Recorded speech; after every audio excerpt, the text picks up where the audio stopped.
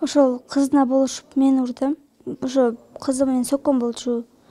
Анан эжеке кызыңыз тийип койгончу мени сөгүп атат десем, эжеке мени сволочь деп кыйкырып кетти. Анан эжеке оозуңа карап сүрөң десем, өзүм деле түшүнбөй калдым, келип уруп салды. Анан ошол сабак бүтүрдү, мени директорскийге алып кирди, завучкачы. Анан завучка болгонду айтайын десем, оозума бир чаап мени шкафка түртүп таштады эжекечи. Завучтун бөлмөсүндө дагы? Кайсы жердериңе урду? Башыма урду көп жолу. Башы эмнеге кетчи? Башы ошол бир бала мага тишкен болчу да класстачы, карандашымды алып алып. Анан ошону алганы барсам, сен эмне бул жака келатасың деп кызы сөктү мени. Анан ошол эжеке айттым, эжеке кызыңыз сөгүп атат, тыйып койгуң десем, сволочь деди. Анан ошо сволочь дегенден кийин эжеке оозуңа карап сүйлөң десем, үй бүлөм асылып кетти да.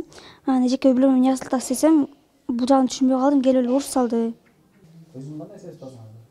Өзүмө кечээ начар сезген болчумун, бүгүн кичине жакшы. Азырынча диагнозу коюлуп бүтө элек. Себеби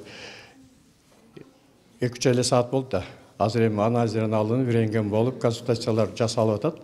Бүгүн эртең баарын текшерип бүтүрөбүз. Кудай кааласа, анан толук диагнозун айтабыз. Азырынча биз алдын ала диагнозун баш мээнин чайкалышы деп под вопрос деп коебуз. Коюп жаткырдык.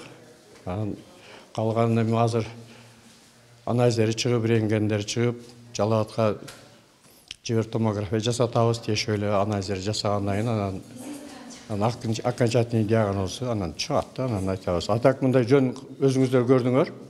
Карап көргөндө бети баштарында көгөргөнү жок. Бирок башын кармаганда, чачынын арасында ооруксаган жерлер бар. Мынтип кармалаганда, баштарында кармалаган. Анан айткан сөз боюнча ушу эжекем урду дейт. Анан интернеттен карасак деле ушу бир кызды уруп аткан экен. Ушулар ушу боюнча жатты. Калган эми силер эрте келип алдыңар.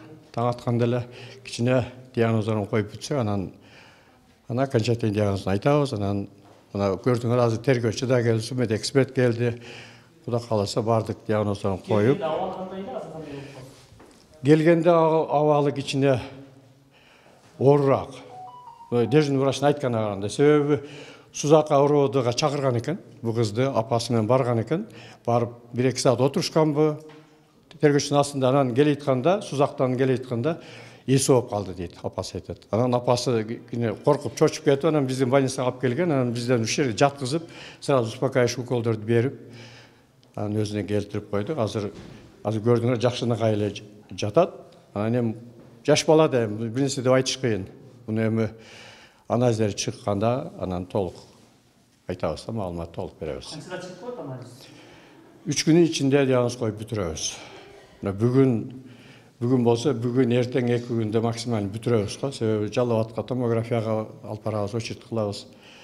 Окулист көрөт, невропатолог, нейрохирург бардыгын көрсөтөбүз. Анан кийин толук айтабыз.